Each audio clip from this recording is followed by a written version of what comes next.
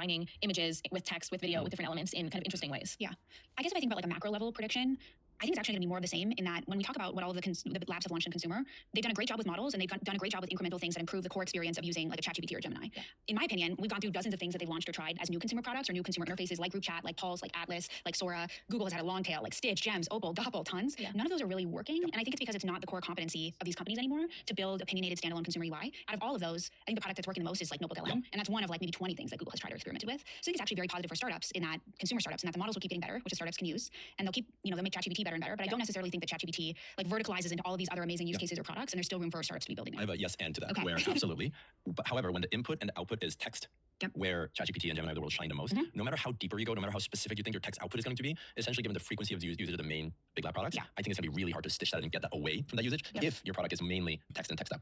So I do think you have to be creative around what is the angle that you can like go steal people away from.